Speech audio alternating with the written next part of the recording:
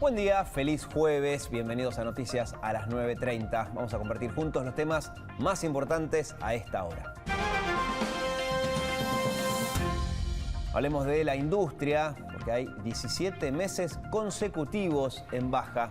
Según el último informe del INDEC, en septiembre la producción industrial cayó además un 5,1% respecto al mismo mes del año pasado. La construcción se desplomó un 8,5% y lleva 4 meses ininterrumpidos de caída.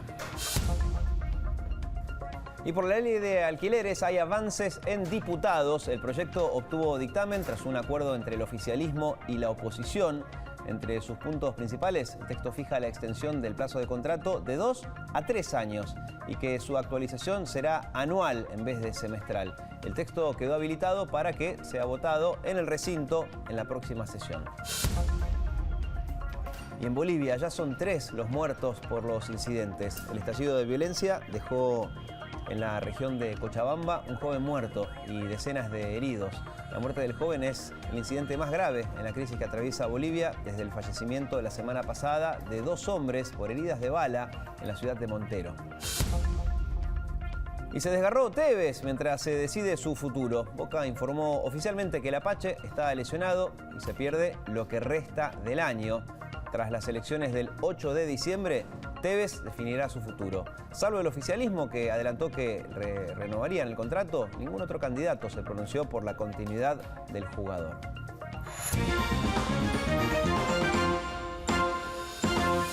Tenemos una muy linda mañana en la ciudad de Buenos Aires. Vamos a ver la temperatura exacta.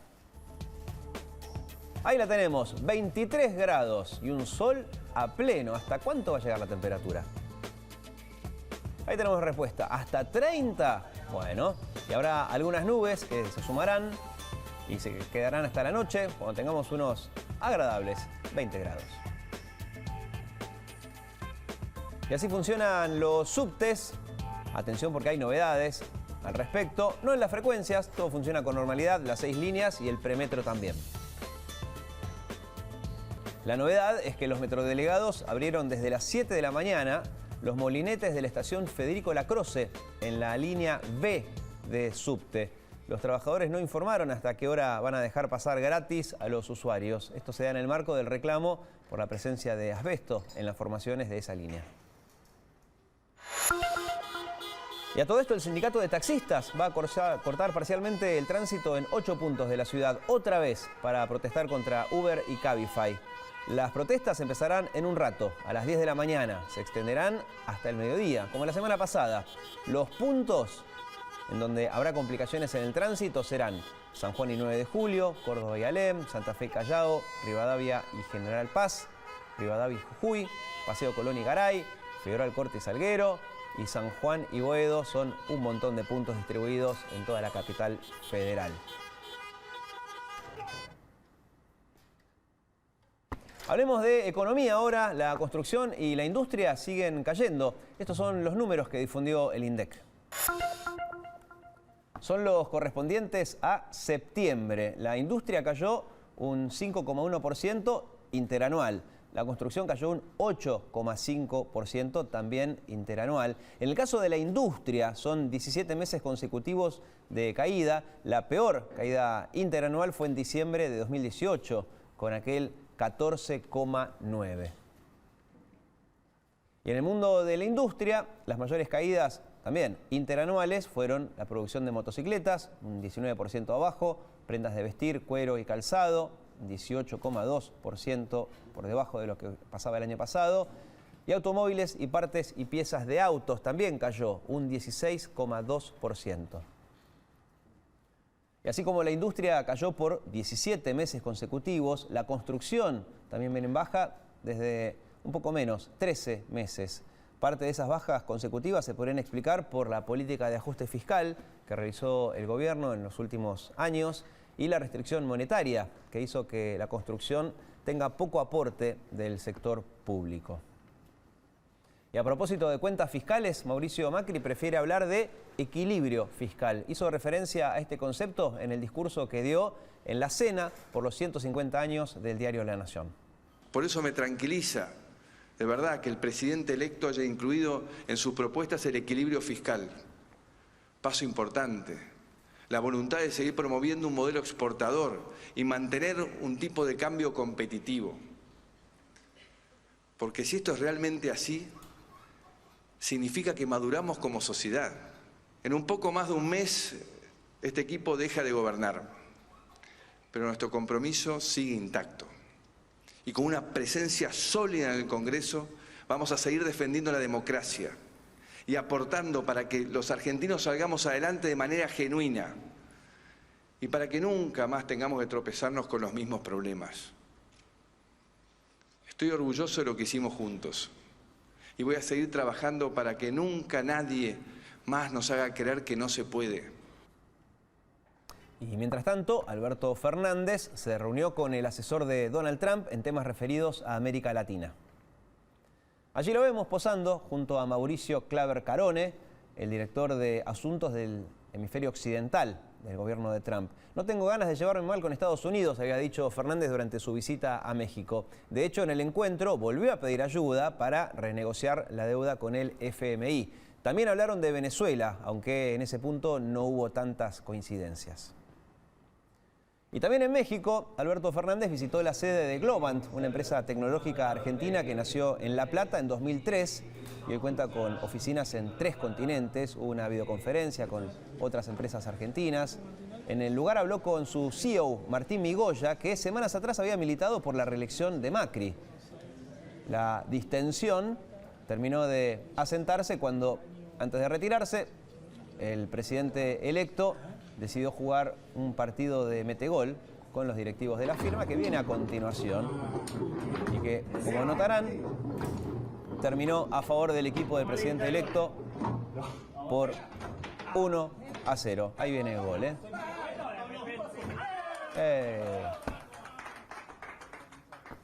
Cambiamos de tema. El fiscal Carlos Stornelli aseguró que va a ir a declarar finalmente a Dolores ante el juez Ramos Padilla. Recordemos que había sido declarado en rebeldía en la causa en la que se investiga la actividad del falso abogado Marcelo D'Alessio. La decisión de Stornelli se dio después de haber elevado a juicio el caso de los cuadernos, que es el expediente en el que tuvo el fiscal un rol clave al haber conseguido los testimonios de varios arrepentidos que confirmaron la existencia de un sistema de recaudación de coimas durante el kirchnerismo. Pero el juez Ramos Padilla le imputa a Stornelli haber formado parte de una organización delictiva que realizaba tareas de espionaje ilegal para armar esa causa. Stornelli se negó a presentarse ante Ramos Padilla durante varios meses, por lo que el juez de Dolores decidió la remoción o el desafuero del funcionario judicial para hacerlo declarar, algo que nunca llegó a ocurrir. Ahora, en un escrito dirigido al titular de la Procuración General de la Nación, Stornelli asegura que finalmente se va a presentar a declarar por esa causa. Y la empresa Flybondi le exigió a su ex CEO, Julian Cook, la renuncia al directorio después de sus críticas al nuevo gobierno. El inglés había anunciado su regreso a Londres y había dicho que el peronismo es un cáncer. Puso en duda la continuidad de Flybondi con la llegada del nuevo gobierno también. Los socios mayoritarios decidieron su desvinculación y en este comunicado aseguraron que son opiniones individuales que no reflejan la opinión de Flybondi o de sus accionistas. Y muchos ya se fueron enterando de esta cuestión, otros no tanto. De una semana a otra, el precio de las bananas se fue a las nubes. Días atrás costaban alrededor de 80 pesos el kilo, depende del barrio, depende del lugar, etc. Pero más o menos 80 pesos el kilo. Hoy se vende a 160, el doble. Las más caras son las que vienen de Ecuador y se les reconoce porque tienen la cáscara bien amarilla, representan el 70% de las que se venden en el mercado local.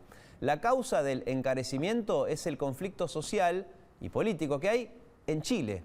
Ocurre que las bananas son enviadas en barco desde el puerto de Guayaquil hasta San Antonio, en Chile, y allí las cargan en camiones que las traen finalmente a la Argentina.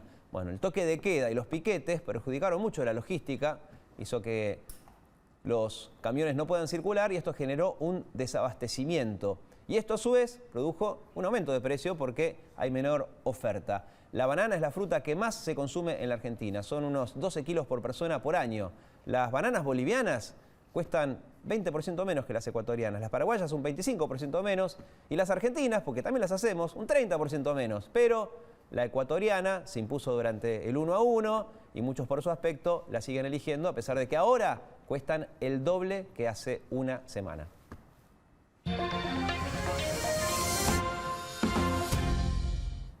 Y sigue la tensión en Bolivia. Ayer la Defensoría del Pueblo confirmó una nueva muerte.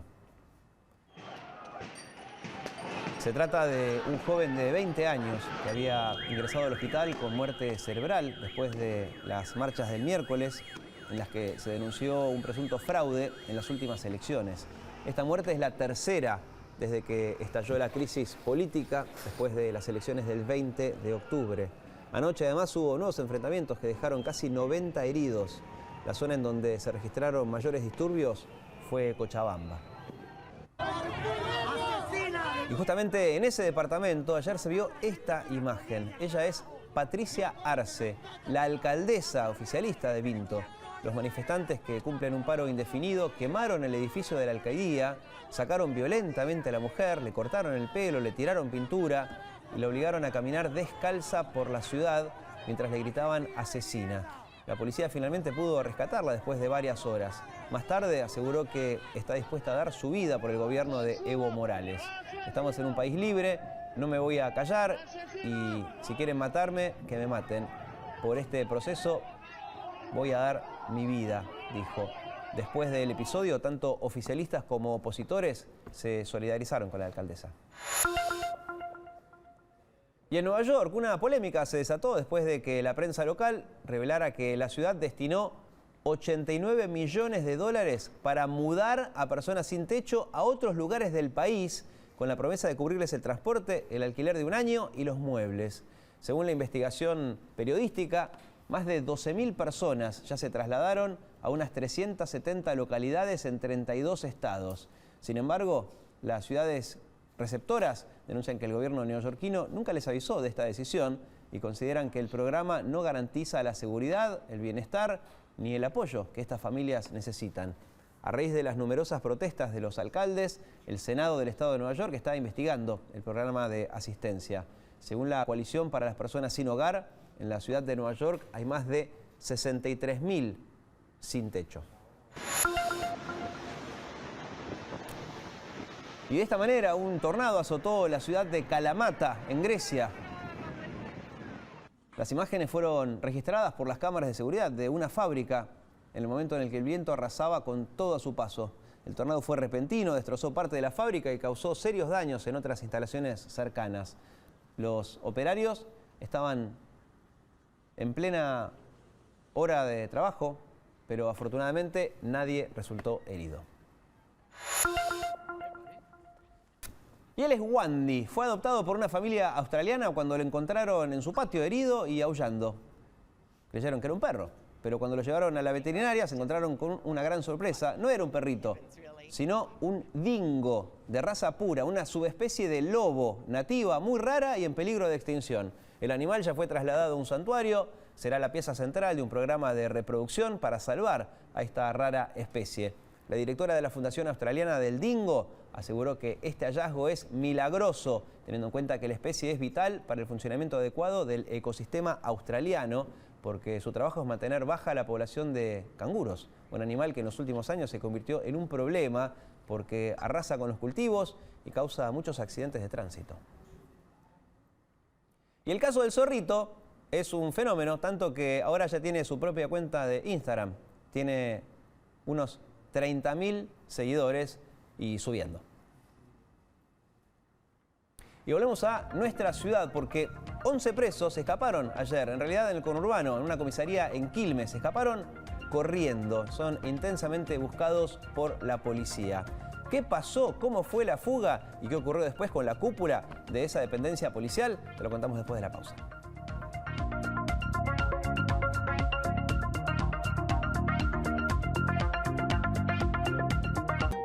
estás en Buenos Aires, estás en el canal de la ciudad. Hay un teatro que por su tamaño, su acústica y su historia es único en el mundo. Esta es la oportunidad para que disfrutes desde tu casa lo mejor de la música clásica de Buenos Aires. Especiales del Teatro Colón, con la conducción de Victoria Casaurán. Sábados a las 20:30, Canal de la Ciudad.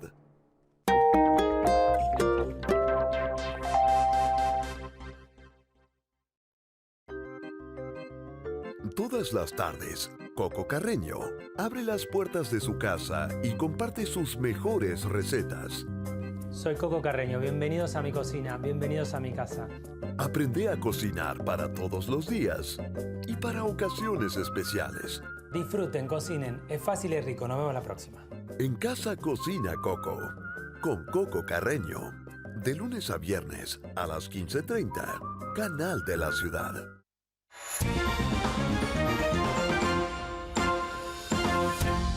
Once presos se fugaron de la comisaría tercera de Quilmes. Como consecuencia inmediata, removieron a la cúpula policial. Y estos son los protagonistas de la noticia. El hecho ocurrió a las 4:30 de la tarde, cuando un oficial abrió la puerta de uno de los calabozos para entregarle la comida a los internos. En ese momento, uno de los detenidos lo empujó, cayó al suelo y 11 presos salieron corriendo en dirección al patio de la seccional. Allí abrieron un portón que se encontraba sin llave y escaparon por la avenida 12 de octubre, en pleno centro de Quilmes. Asuntos Internos de la Policía de la Provincia de Buenos Aires decidió desafectar al titular de la delegación, Miguel Ángel Koch, y otros 4 efectivos que estaban trabajando en ese momento en la comisaría. Koch había asumido en enero, cuando en la misma comisaría habían removido a 5 efectivos por extorsionar y amenazar a ciudadanos bolivianos. La mayoría de los fugados estaba detenido por el delito de robo. En el momento de la huida había más de 50 presos, cuando la capacidad máxima de la dependencia es de 12 internos. Y este hombre, Alan Xavier Villalba Sosa, es hasta ahora el único recapturado. Lo encontraron a pocas cuadras de la comisaría. Ese es el momento en el que era detenido. Policías de civil lo fueron a esperar a la puerta de su casa.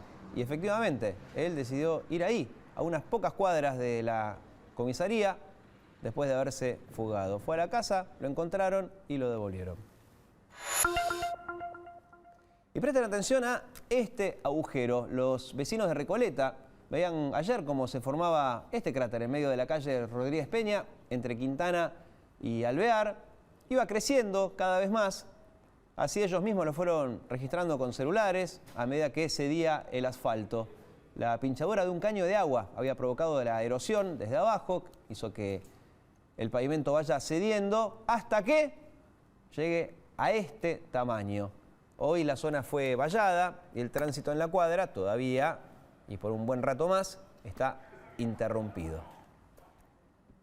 Hablemos ahora de alquileres. Ayer hubo dictamen en diputados al proyecto que busca ayornar las reglas para los contratos. De todas formas, el debate sigue. Quiero decir que ya hemos pasado a la firma del dictamen, que ha recibido la cantidad de 13 firmas. No hay un solo dictamen, con lo cual demuestra que la tarea de consenso ha sido realmente muy buena y quiero agradecerle. Y hubo consenso, sí, porque el texto que va a ser votado en el recinto de diputados surge de la unión de 3 proyectos de distintos partidos, oficialistas y opositores. La iniciativa extiende a 3 años la duración mínima del contrato, ya no de 2, y propone actualizar el valor por una fórmula que combina en partes iguales el índice salarial RIPTE y el índice de inflación IPC, el del INDEC. El objetivo de varios legisladores es aprobar la ley antes de fin de año. Y condenaron a 10 años de cárcel al expediatra del Hospital Garraham, acusado de distribuir y producir material pornográfico infantil. Ricardo Russo entró con una mueca sonriente a la sala, donde 2 horas más tarde sería condenado. Se lo vio tranquilo, quieto, inexpresivo en todo momento. Condenar a Ricardo Alberto Guillermo Russo a la pena de 10 años de prisión e inhabilitación especial perpetua para ejercer la medicina. La fiscal Dupuy pidió revocar la prisión domiciliaria del médico de inmediato. Y los motivos por los cuales lo pide la Fiscalía básicamente se relacionan con el peligro de fuga que establece el artículo 170. Los directivos del Hospital de Niños, emblema del país y la región, estaban conmovidos entre el alivio y la desazón. El Hospital Garrahan fue y va a seguir siendo lo que nosotros llamamos y siempre decimos la nave insignia de la pediatría. Creemos que se hizo justicia, pero nosotros estamos de duelo. Sin embargo, la defensa de Russo apelará a la decisión del juez. Ninguno de los que estamos acá podemos decir cuál fue la finalidad de Russo de sacar las fotos a esos pacientes. Yo estoy convencido de que son clínicas, médicas. No veo fines predominantemente sexuales. Solo en un momento Ricardo Russo, el doctor conocido en los pasillos del Garrahan por su empatía y trayectoria, alzó la voz. Dijo que estaba sorprendido por el veredicto y también hizo un pedido. Yo nunca manifesté ni demostré voluntad de fuga, siempre me atuve a derecho, siempre colaboré con cada punto en el que tuve que intervenir desde que se inició la causa o el allanamiento. Sí, yo desearía permanecer en mi domicilio hasta que la condena quede firme. El pedido fue denegado. En pocas horas, Russo ingresará a la cárcel y allí esperará la sentencia firme.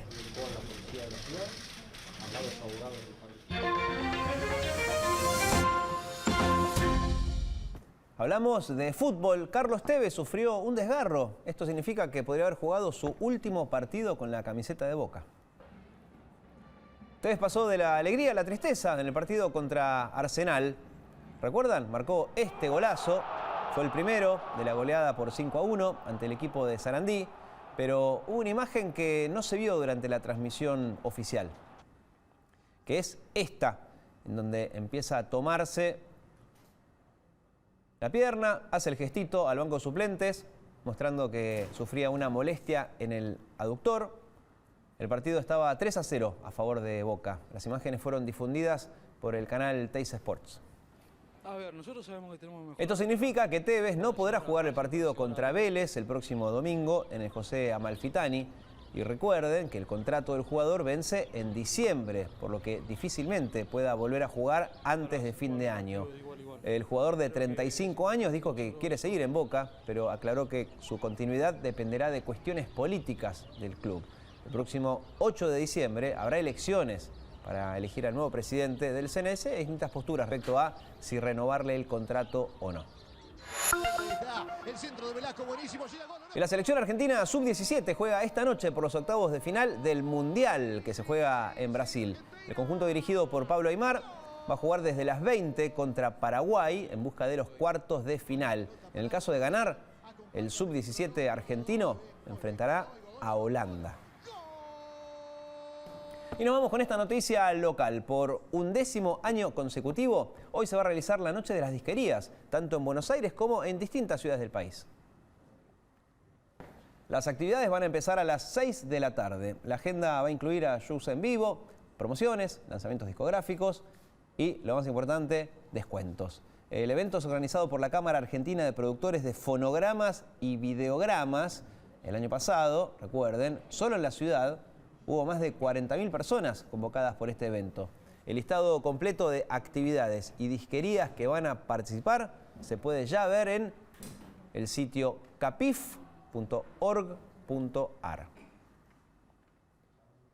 Estas fueron las noticias en el canal de la ciudad. Los invito ahora a quedarse en nuestra pantalla. Ya llegan Nacho Vano, Marcela Coronel y todo el equipo de Hoy Nos Toca a las 10. Nosotros nos reencontramos mañana, media hora antes, a las 9:30. Chau.